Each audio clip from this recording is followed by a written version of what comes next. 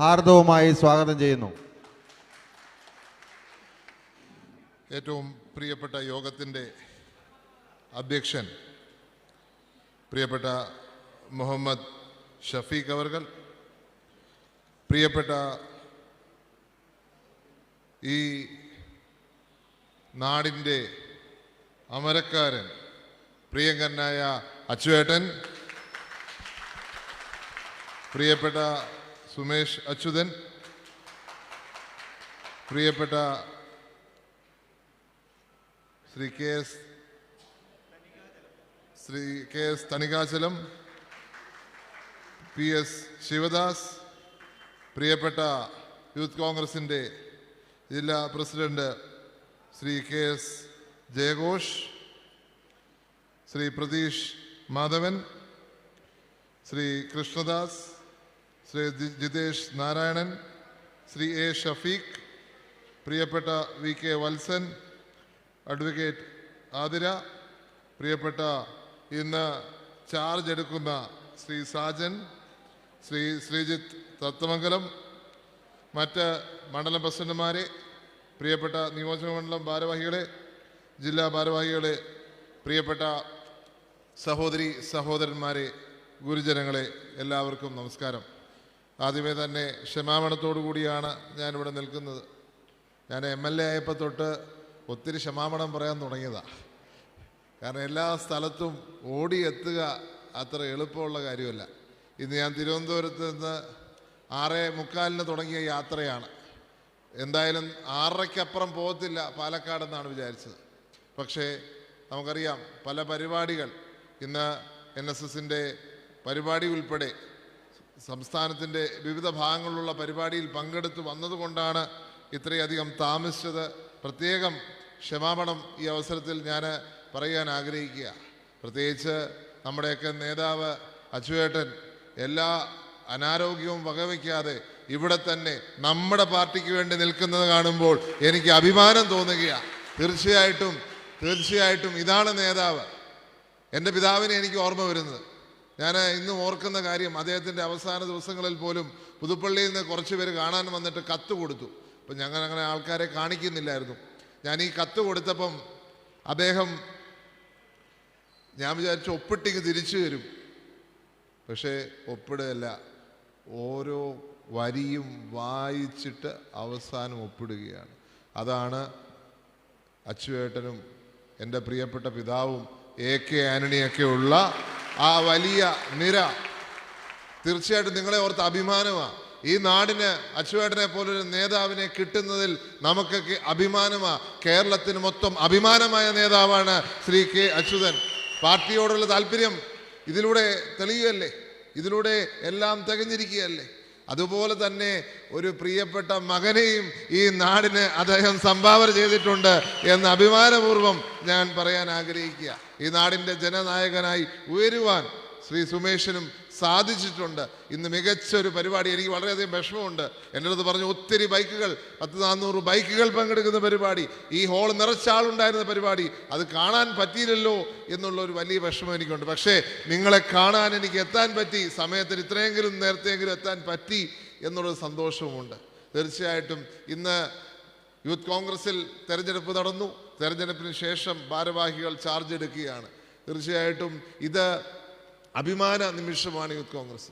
ഒരു കാലഘട്ടത്തിൽ യൂത്ത് കോൺഗ്രസിൽ ഒരു സ്ഥാനത്തെത്തിക്കഴിഞ്ഞാൽ പിന്നെ മാറ്റമില്ല, ഇങ്ങനെ തന്നെ നിൽക്കുക 10-17 വർഷം. അപ്പം അതിൽ നിന്ന് വ്യത്യസ്തമാണ് തെരഞ്ഞെടുപ്പ് ചില രീതികളോടും തെരഞ്ഞെടുപ്പിൻ്റെ ചില ആശയങ്ങളോടും നമുക്കൊന്നും യോജിപ്പില്ലായിരിക്കാം. പക്ഷേ തെരഞ്ഞെടുപ്പെന്നത് ആവശ്യമാണ്, തെരഞ്ഞെടുപ്പുള്ളത് അത്യാവശ്യമാണ്. കാരണം പുതിയ നേതൃത്വ നിര വന്നേ മതിയാകത്തുള്ളൂ. ഇന്ന് ചാർജ് എടുക്കുന്ന സാജനും അതുപോലെ തന്നെ ഇവിടെ സ്ഥാനമൊഴിയുന്ന മുഹമ്മദിനും, 2 പേർക്കും ഒരുപോലെ ഞാൻ അഭിനന്ദനങ്ങൾ അറിയിക്കുകയാണ്. മുഹമ്മദ് മികച്ച രീതിയിൽ ഈ മണ്ഡലത്തെ നോക്കി മികച്ച രീതിയിൽ നയിച്ചു. ഇനി മുൻപോട്ടുള്ള എല്ലാ യാത്രയ്ക്കും എല്ലാവിധ ആശീർവാദവും എല്ലാവിധ ആശംസയും ഞാൻ നേരുകയാണ്. അതുപോലെ തന്നെ സാജന്, നമുക്കറിയാം സാജൻ്റെ മുന്നിൽ വലിയൊരു ചലഞ്ചാണ്. അത് സാജന് മാത്രമല്ല, ഇവിടെ 140 മണ്ഡലങ്ങളിലും നമുക്ക് ചലഞ്ചാണ്. ഇവിടുത്തെ ജില്ലാ പ്രസിഡന്റ് ജയഘോഷുണ്ട്, ജയഘോഷിന്റെ ചലഞ്ചാണ്. സംസ്ഥാന പ്രസിഡന്റ് രാഹുലുണ്ട്, രാഹുലിന്റെ ചലഞ്ചാണ്. ഇവിടുത്തെ മുൻ സംസ്ഥാന പ്രസിഡന്റ് ഈ ജില്ലക്കാരൻ ഷാഫി പറമ്പിൽ, അദ്ദേഹത്തിന്റെ വലിയ ഒരു പദവി ശ്രീ രാഹുൽ ഏറ്റെടുത്തിരിക്കുക. രാഹുലിന് മുന്നിലുള്ള ചലഞ്ചും വലുതാണ്. അതേപോലെ തന്നെ യൂത്ത് കോൺഗ്രസിനെ കൊണ്ടുപോകുക എന്നുള്ള ചലഞ്ച്, എല്ലാവരെയും ഒരുമിച്ച് കൊണ്ടുപോകുക എന്നുള്ള ചലഞ്ച്, ആ ചലഞ്ച് ഏറ്റെടുത്ത് കൊണ്ടുപോകാൻ രാഹുലിന് സാധിക്കട്ടെ. ഈ ജില്ലയിൽ കൊണ്ടുപോകാൻ ജയഘോഷിന് സാധിക്കട്ടെ. അതുപോലെ ഈ മണ്ഡലത്തിൽ കൊണ്ടുപോകാൻ ശ്രീ സാജന് സാധിക്കട്ടെ എന്ന് ഞാൻ ആശംസിക്കുക. കാരണം വലിയ ചലഞ്ചാ. ഇന്ന് നമ്മുടെ 6 കാലത്താ നമ്മൾ ജീവിക്കുന്നത് ഞാൻ പറയേണ്ട കാര്യമില്ല. കറുപ്പ് കണ്ടാൽ ചേട്ടനെ ഇവിടെ ഇരുത്തിയതാ, ഇന്ന് വരുന്നില്ല, അതുകൊണ്ടാണ്. ഞാൻ അങ്ങനെ തിരുവനന്തപുരത്ത് പ്രതിപക്ഷ നേതാവ് KPC പ്രസിഡന്റ് പങ്കെടുക്കുന്ന പരിപാടി, ശശി തരൂര്, കെ മുരളീധരൻ, കുറേ കോൺഗ്രസിൻ്റെ MLA മാർ, അതുപോലെ തന്നെ MP മാർ, ശ്രീ അടൂർ പ്രകാശ് അടക്കമുള്ള MP മാർ ഇരിക്കുന്ന വേദിയിലേക്ക് ടിയർ ഗ്യാസ് അടിച്ചു കയറ്റുക. ടിയർ ഗ്യാസ് അടിച്ചു കയറ്റി വളരെ മാരകമായ രീതിയിലാണ് അത് ഉപയോഗിച്ചിരിക്കുന്നത്. സാധാരണ ടിയർ ഗ്യാസാണെന്ന് ഞാൻ കരുതുന്നില്ല. അത്രയ്ക്ക് മോശം ഉപയോഗിച്ചിരിക്കുന്ന ഗ്യാസാണ് അത്, ഏറ്റവും കൂടിയ വീര്യം. അത് കഴിഞ്ഞ് വളരെ മോശമായ രീതിയിൽ വെള്ളം ചീറ്റുന്നു, ഒരു പ്രകോപനമില്ലാതെ. ഇതാണ് അതിൻ്റെ യാഥാർത്ഥ്യം. KPC പ്രസിഡന്റിന് ആശുപത്രിയിലേക്ക് പോകേണ്ടി വന്നു. ഞാനും കൂടത്തിൽ പോയി. ഞങ്ങൾ ആശുപത്രിയിലായി പ്രാഥമിക ചികിത്സ എടുത്തിട്ടാണ് അവിടുന്ന് പോകുന്നത്. അങ്ങനെ അതിനുശേഷം ഞാൻ വീട്ടിലേക്ക് തിരിച്ചു വരുമ്പം പ്രിയപ്പെട്ട മുഖ്യമന്ത്രി ആ വഴി കടന്നു വരിക. എന്നെ കാണാൻ 2 പേര് വന്നു. ഒരാൾ കറുപ്പിട്ടിരിക്കുക. അപ്പം അയാളോട് പറഞ്ഞു, ഇവിടെ അധികം നിൽക്കണ്ട. അപ്പോൾ പുള്ളി പറഞ്ഞു, മുൻ മുഖ്യമന്ത്രി ഉമ്മൻചാണ്ടി സാറിൻ്റെ വീട്ടിലൊന്നും വന്നയാ, അതൊന്നും പ്രശ്നമല്ല, കറുപ്പിട്ടാൽ ഞങ്ങൾ പിടിച്ച് ജയിലിലിടും. ഇതും കൂടെ കേട്ടപ്പോൾ ഞാൻ കറുപ്പിട്ടതിൽ കുറ്റം പറയാൻ സാധിക്കുമോ? കറുപ്പിട്ട് പ്രതിഷേധിക്കാൻ ഞാൻ ബാധ്യസ്ഥനല്ലേ കേരളത്തിലെ ജനങ്ങൾക്ക് വേണ്ടി? കാരണം ഇവിടുത്തെ അയ്യപ്പ ഭക്തന്മാർ അവര് ശബരിമല പോകുന്നത് എങ്ങനെയാ? കറുപ്പണിഞ്ഞ. ഈ എത്ര അയ്യപ്പ ഭക്തന്മാരെ ഇതിൻ്റെ ഇടയിൽ ദ്രോഹിച്ചു കാണുമെന്ന് ഊഹിച്ചാൽ മതിയല്ലോ. നമുക്കറിയില്ല, കാരണം അവരാരും പുറത്ത് പറഞ്ഞു കാണത്തില്ല. എത്ര പേര് ഇത് കാരണം കഷ്ടം അനുഭവിച്ചു കാണും, ഇല്ലേ? എൻ്റെ മണ്ഡലത്തിൽ മുഖ്യമന്ത്രി കടന്നു വരുന്ന ദിവസം എൻ്റെ ഒരു പഞ്ചായത്ത് മെമ്പറിനോട് അദ്ദേഹം ഒന്ന് ഭക്ഷണം മേടിക്കാൻ പുറത്തിറങ്ങിയ, ഒരു അനാഥ മന്ദിരത്തിൽ ഭക്ഷണം മേടിക്കാൻ പുറത്തിറങ്ങിയപ്പോൾ അദ്ദേഹത്തെ പിടിച്ച് ജയിലിലിട്ടു. ഞാൻ പലതവണ പറഞ്ഞു നോക്കി, അയാൾ അനാഥ മന്ദിരത്തിൽ ഭക്ഷണം മേടിക്കാൻ പോയതാണ്, വിടത്തില്ല. മുഖ്യമന്ത്രി പോയതിനു ശേഷം വിടത്തില്ല. ഇങ്ങനൊരു നയമുണ്ടോ? ഇങ്ങനൊരു തീരുമാനങ്ങളുണ്ടോ? ഇതാണ് ഇന്നത്തെ അവസ്ഥ. ജനാധിപത്യം അവസാനിച്ചിരിക്കുന്നു. ഏകാധിപത്യം നിലവിൽ വന്നിരിക്കുന്ന സാഹചര്യമാണ് കേരളത്തിലുള്ളത്. അതിനെതിരെ പ്രതിഷേധിക്കാൻ നമ്മൾ ഓരോരുത്തരും ബാധ്യസ്ഥരാണ്. ഞാനവിടെ കറുപ്പിട്ടിരുന്നപ്പോൾ എന്നെ തൊട്ടില്ലല്ലോ. അതെന്താ? MLA-ക്ക് ഒരു നിയമം, സാധാരണക്കാരന് മറ്റൊരു നിയമം എന്നാണോ? ഇതാണ് അനുവദിക്കാൻ പറ്റാത്തത്. ഇവിടുത്തെ ഓരോരുത്തർക്കും, ഇവിടുത്തെ സാധാരണക്കാരനും MLA-ക്കും ഒരു നിയമം മതി. പക്ഷേ യാഥാർത്ഥ്യം വരുമ്പോൾ അങ്ങനെയല്ല. കേരളത്തിലെ ജനങ്ങളെ ഇതുപോലെ വഞ്ചിച്ചൊരു സർക്കാരില്ല. കഴിഞ്ഞ 140 മണ്ഡലങ്ങളിലും ഇന്ന് അവസാനത്തെ മണ്ഡലത്തിൽ തീർക്കുക. ഞങ്ങൾ വരുമ്പോഴും നമ്മുടെ യൂത്ത് കോൺഗ്രസ് സഹപ്രവർത്തകരെ DYFI-ക്കാർ ഒരു മര്യാദയുമില്ലാതെ തല്ലിച്ചതയ്ക്കുക. ഞാനിങ്ങോട്ട് വരുന്ന വഴിയിൽ മൊത്തം സംഘർഷങ്ങളായിരുന്നു. DYFI-യുടെ ഗുണ്ടകൾ യൂത്ത് കോൺഗ്രസ്സുകാരെ തള്ളിച്ചതയ്ക്കുക. നമ്മുടെ അനിയന്മാരെ, നമ്മുടെ സഹോദരന്മാരെ കറുപ്പ് കൊടി കാണിച്ചതിന്റെ പേരിൽ തല്ലിച്ചതയ്ക്കുന്നു. ഇന്നലെ യൂത്ത് കോൺഗ്രസിന്റെ സഹപ്രവർത്തകരെ ജാമ്യമില്ല കേസിൽ കേസെടുത്ത് അകത്തിടുന്നു. ഇതാണ് ഇന്നത്തെ രാഷ്ട്രീയം, ഇന്നത്തെ കേരളം. പ്രതിഷേധിച്ചാൽ ജയിൽ. അങ്ങനെയൊന്നും ഞങ്ങൾ മുട്ടുമടക്കത്തില്ല എന്ന് പിണറായി വിജയനും കൂട്ടരും മനസ്സിലാക്കിയാൽ മതി. കാരണം പണ്ട് ബ്രിട്ടീഷുകാരുടെ തോക്കിന്റെ മുന്നിൽ, ലാത്തിക്ക് മുന്നിൽ, ബ്രിട്ടീഷുകാരൻ്റെ ബൂട്ടിന് മുന്നിൽ വിറയ്ക്കാത്ത കോൺഗ്രസ്സുകാര് പിന്നെ പിണറായി വിജയന്റെയും കൂട്ടരുടെയും മുന്നിൽ വിറയ്ക്കുമെന്നാണോ നിങ്ങൾ കരുതുന്നത്? യാതൊരു സംശയവുമില്ല. ബ്രിട്ടീഷുകാരനെ ഈ നാട്ടിൽ നിന്ന് ഓടിച്ചെങ്കിൽ അതേ വിപ്ലവ വീര്യം ഇന്നും കോൺഗ്രസ്സുകാരനുണ്ട്, യൂത്ത് കോൺഗ്രസ്സുകാരനുണ്ട്. അതേ വീര്യം ജയഘോഷിനുണ്ട്, അതേ വീര്യം പ്രിയപ്പെട്ട സാജനുണ്ട്, മുഹമ്മദ് ഷഫീഖിനുണ്ട്. ഇതാണ് നമുക്ക്. പക്ഷേ ആ ചലഞ്ച് മുന്നോട്ട് കൊണ്ടുപോയേ മതിയാകത്തുള്ളൂ. നമുക്കറിയാം, നമ്മുടെ പ്രിയപ്പെട്ട നേതാവ് രാഹുൽ ഗാന്ധി 4000 കിലോമീറ്റർ കന്യാകുമാരി മുതൽ കശ്മീർ വരെ നടന്നു. അദ്ദേഹത്തിനോടൊപ്പം നടക്കുവാനുള്ള ഭാഗ്യം എനിക്കും ലഭിച്ചു. ഞാൻ പലപ്പോഴും അത്ഭുതപ്പെട്ടു പോയി. പാർട്ടിക്ക് വേണ്ടി, നാടിനു വേണ്ടി, നിങ്ങൾക്ക് ഓരോരുത്തർക്കും വേണ്ടി, ഇവിടുത്തെ സാധാരണക്കാരന് വേണ്ടി, ഇവിടുത്തെ കർഷകന് വേണ്ടി, ഇവിടുത്തെ കർഷക തൊഴിലാളിക്ക് വേണ്ടി, ഇവിടുത്തെ ഓരോരോ സാധാരണക്കാരനും വേണ്ടിയാണ് അദ്ദേഹം നടന്നത്. രാവിലെ 6 മണിക്കും 5:30ക്കും ഒക്കെ നടന്നിട്ടുണ്ട്. എന്തിനാ? ഈ നാട്ടിൽ സമാധാനം കൊണ്ടുവരുവാൻ, നമ്മൾ ഒന്നാണെന്ന് പറയുവാൻ.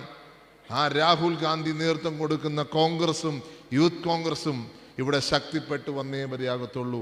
അതിനെ പക്ഷേ നമ്മളും മനസ്സ് വിചാരിക്കണം. ഇവിടുത്തെ കോൺഗ്രസ്സുകാരും ഇവിടുത്തെ യൂത്ത് കോൺഗ്രസ്സുകാരും, എനിക്ക് യൂത്ത് കോൺഗ്രസിലെ എല്ലാ ഭാരവാഹികളോടും ഒന്നും മാത്രമേ പറയാനുള്ളൂ.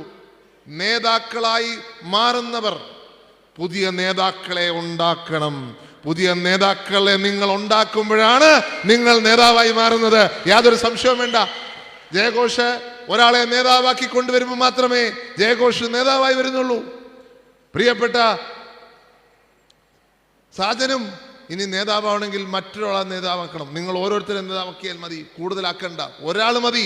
ഇവിടെ ഇരിക്കുന്ന ഓരോ ഭാരവാഹികളും ഒരാളെ കൊണ്ടുവരണം. പ്രിയപ്പെട്ട ഷാഫിക്ക് സാധിച്ചു. രാഹുലിനെ അദ്ദേഹം കൈപിടിച്ചു ഉയർത്തിക്കൊണ്ടാണ് സംസ്ഥാന പ്രസിഡന്റാക്കി മാറ്റിയത്.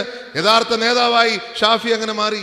തീർച്ചയായിട്ടും അങ്ങനെ നമ്മൾ ഓരോരുത്തരും പുതിയ പുതിയ നേതാക്കളെ കൊണ്ടുവന്ന് പുതിയ ചെറുപ്പക്കാർക്ക് അവസരം കൊടുക്കണം. പ്രിയപ്പെട്ട സുമേഷ് അതേപോലെ തന്നെ വർഷങ്ങളായി ഈ നാട്ടിൽ ഇവിടുത്തെ പ്രവർത്തനം നടത്തുന്ന വ്യക്തിയല്ലേ. എത്ര പേരെയാണ് അദ്ദേഹം ഉയർത്തിക്കൊണ്ടുവന്നിട്ടുള്ളത്.